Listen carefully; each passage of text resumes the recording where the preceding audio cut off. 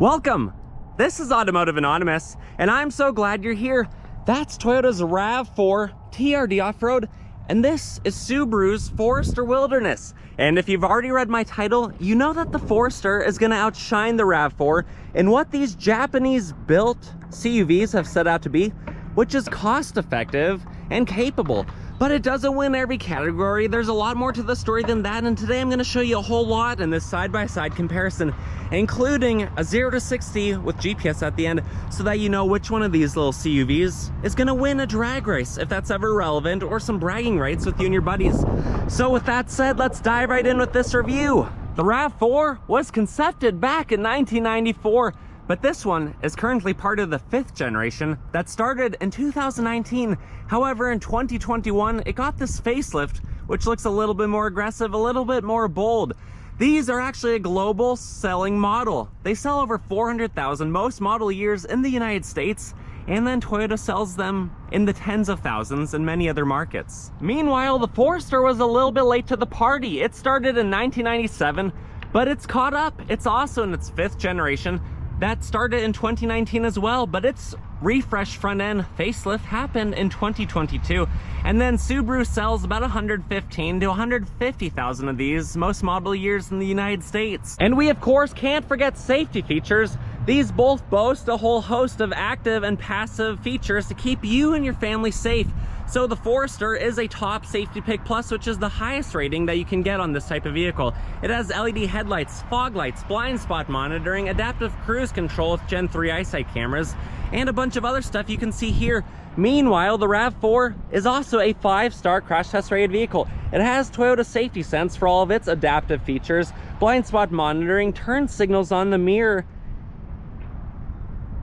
and 8 airbags, in addition to everything else you can see on the screen. Safety features might seem boring when you're looking at these off-road little machines, but guys, I do physical therapy as my day job. I work with people who are in nasty car accidents, sometimes their fault, sometimes not even their fault when they went out for that drive and something adverse happened. So seriously consider a vehicle, something like one of these, that has a 5-star crash test rating, preferably a top safety or top safety pick plus, because you can never have a safe enough vehicle on the road, especially with how distracted drivers are these days. Interestingly enough, these both have the same highway range. They can go about 464 miles. The RAV4 does it with a 14.5 gallon tank because it gets 25 city, 32 highway. And the Forester does it with a 16.6 gallon tank because it only gets a mere 25 city, 28 highway. And then they both have a 2.5 liter naturally aspirated 4-cylinder. The RAV4 has an 8-speed automatic, the Subaru has a CVT, and with its 2.5 liter boxer engine, it makes a whopping 182 horse at 5,600 RPM and 176 pound-feet of the twisty stuff at 4,400 RPM. Meanwhile, the RAV4 makes 203 horsepower, but you have to rev it out to 6,600 RPM, and then it makes a little bit more impressive 184 foot-pound-feet of twisty stuff, but at 5,000 RPM. At this point, you guys are probably already like, what the heck? You said that the Forester's winning, and I don't see that happening. Well, the horsepower and the efficiency of the RAV4 that so far has been leading it in this competition is about to be its downfall, as we're gonna get into the capability that these CUVs have. The TRD has independent front suspension, 18-inch matte black wheels with TRD stamped in the center that look phenomenal, and then Falcon Wild Peak all-terrain tires that are 225 60/18. But you know what this is missing? A full-size spare. It only has a temporary spare in the back. Meanwhile, the Forester also has independent front suspension, Geolander all-terrain tires that are also a 225 60, but then it's a 17 because that wheel is a 17-inch, meaning you're getting an extra inch of sidewall on the Forester, making it more capable and more comfortable on bumpy roads. Additionally, it has a full-size spare tire in the back, which is what you want in an off-roader. It's interesting that these share nearly an identical footprint. They both weigh a maximum of 3,600 pounds depending on how they're configured. They both have a payload capacity of 900 pounds even. So you can carry 900 pounds worth of people, stuff, dogs, cats, whatever you got going on in the passenger seats or the cargo area of your off-road vehicle. Additionally, they're both 15 feet long, 6 feet wide, and 5.5 feet tall. But here's things start to turn in the Wilderness's favor. The RAV4 only has 8.6 inches of ground clearance in this off-road TRD model. It has a final drive ratio of 318, which is not overly aggressive. And then it has a front approach angle of 19 degrees and a rear departure angle of only 21 degrees. Meanwhile, the Forester has a whopping 9.2 inches of ground clearance, so about 0.6 of an inch more than the TRD. It also has a way more aggressive 411 final drive ratio, and then a front approach angle of 23.5 and a rear departure angle of 25.5, meaning its approach angle and departure angle are over 2 degrees better on each, or over 10% better. I don't recommend you do heavy towing with either of these, but in the Forester trim level, being the Wilderness, you can tow up to 3,000 pounds. The Toyota leads that though, up to 3,500 pounds, although if you're towing the same weight that you are in a crossover unibody vehicle, I think you gotta be pretty careful, make sure it's a braked trailer or braked whatever you have, so you have a little bit more control over it, because these are not very heavy vehicles. These both have a wheelbase of about 8 3/4 foot, so just under 9 feet means it's pretty planted, pretty stable on the road.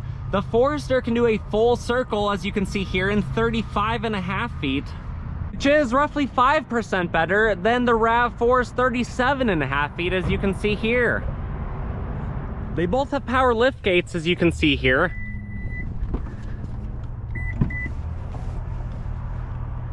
About equal speed, actually. The Forester caught it. The Forester's the winner.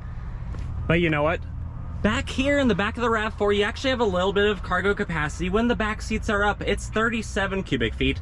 Meanwhile, over here, you have about 29. So not quite as much. But once you drop the seats, you lose the lead in the RAV4, because it only has a max 70 feet cubic capacity, meaning that the Forester had 74 cubic feet, so 4 extra feet, because the Forester's back seats are bigger than the RAV4's, although they're both quite spacious, they're both quite comfortable.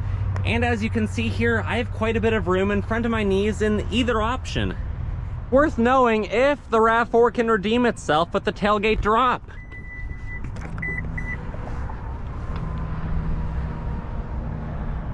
Oh boy, we might have to cut this take out. In general, the interior of these cars are phenomenal. Really nice door panels, pockets, all the buttons, controls. The features that you would want in something like this. This Subaru does a really good job. Heated seats, StarTech seats, they feel fantastic, although they're not the most breathable. You do have head stamping on both of these vehicles. The Forester certainly wins in the moonroof department. But sitting inside of here, firing it up with the push button start, the needles dance, everything comes to life. It does a really good job. The horn sounds decent. Kind of loud on this actually. And then you have a decent 8-inch screen. An okay, actually, yeah, I'd say it's an okay backup camera. Not too grainy, but it takes up the whole screen, so there's pros and cons there. And then a lot of physical buttons for HVAC, your plug-ins, and everything else that you need. Kudos to you, Subaru. This is pretty impressive, and my backpack's having a good time. Up top, you have all of your moonroof controls, your lights, your sunglass holder, and full-size back seats that can hold full-size adults. Likewise, the RAV4 also has a whole host of nice features and materials. Hobby Lobby stitching can be found in either of these models. And RAV4 speakers actually sound pretty good in this one for not being advertised as an aftermarket brand. No aluminum pedals here, but you still have a lot of options. You even have a heated wheel, some storage for some snacks, and then same or similar heated 10-way power adjusted seats with TRD stamped in, and the regular size sedan sized moonroof. Otherwise though, when we fire it up, it fires right up. RAV4 appears in the center display. The horn, pretty high pitched, but the infotainment screen, the display in the center, they both look really good, and I like that it's not blocking visibility. You have all the same type of physical buttons, controls, wireless charging, your different drive modes, your ginormous cup holders, because RAV4 drivers like big cups, and then some plugins in your center display. Otherwise up top, incandescent lighting, all of your controls, and again, that sunroof. Visibility is really good in either of these vehicles, although I think the Forester takes the cake with how tall its windows are. You might want to get them tinted though. It sometimes feels like a fishbowl in here because you have so much natural light, which is really nice when you're driving. You want to be able to see where you're going. Additionally, you have the front-facing camera, which is pretty cool. And in the RAV4, although visibility's not quite as good, it's still better than you need. You can still see quite well in those side mirrors and rear view mirror. Do a good job to go right down the back and the middle of the cabin experience. It's kind of funny, but there's actually 13 trim levels of the RAV4 in the regular configuration. So a base model would start at a little bit over $28,000 before destination and extra goodies. A TRD off-road like this is number 7 of 13, and it actually starts at $38,000 before, again, destination and goodies, which is just too expensive for this class of vehicle, because meanwhile, the Forester starts at $26,000 before destination and goodies. There's 6 trim levels, and the Wilderness like this, which is number 4 of the 6, only starts at $34,000. So the way you're gonna see it and the way it's configured on the interior, I chose one that was priced at $38,000 MSRP to show you exactly what you get for the same price, and that you might notice one offers a little bit more than the other. Let's get to the 0 to 60. We'll see which one's faster, and then we'll wrap it up with the final thoughts. 0 to 60 in the Wilderness, Sport Sharp is on, traction off, brake rev.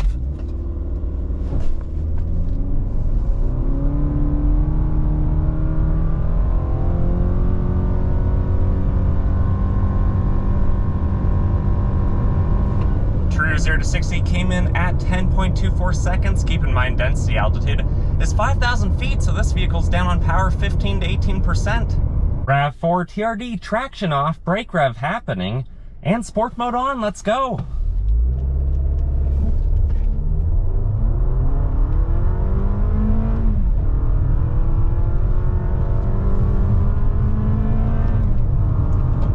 And true 0 to 60 came in at 9.49 seconds.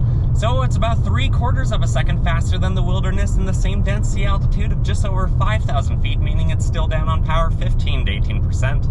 Alright, so the RAV4 does win in a few substantial categories, such as being about 7% faster 0 to 60 in today's test, or getting about 10% better miles per gallon, but at the cost of some off-road capability. Honestly, I do think the RAV4 is maybe the more reliable vehicle once you approach or get past 150,000 miles.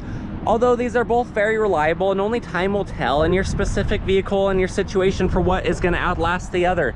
The Forester Wilderness, you know, it has a full-size spare. It has more ground clearance, better approach and departure angles, a little bit more in the creature comfort department, and overall, you know, for the value, I think the Forester wins that category. I hope this video did not seem too biased. I used to own Toyota trucks, Tacomas, and FJ Cruisers, and I now own a Subaru Outback Wilderness. I've also owned a Crosstrek. So I've switched from Toyota to Subaru, but I hope my bias hasn't shown, because I think they're both phenomenal. I think they're both good in different realms. I just don't think that a $38,000 or more realistically $40,000 after destination RAV4 TRD is actually worth it. I think this is the TRD on-road, whereas the Forester Wilderness suits its nameplate a little bit better. This could take you camping, hiking, wherever you gotta go, because it's more capable. But those are my thoughts. What are yours, guys? Please comment them below. Let me know what you're comparing it to, what you're considering. I want to know all that stuff. How has your ownership experience been if you already have one of these? If you like my style of review, please give it a big thumbs up. That act of kindness seriously goes so far, and I really appreciate it. If you want to watch more, you can subscribe. I post a couple times a week. Otherwise, take care, guys. Until the next one.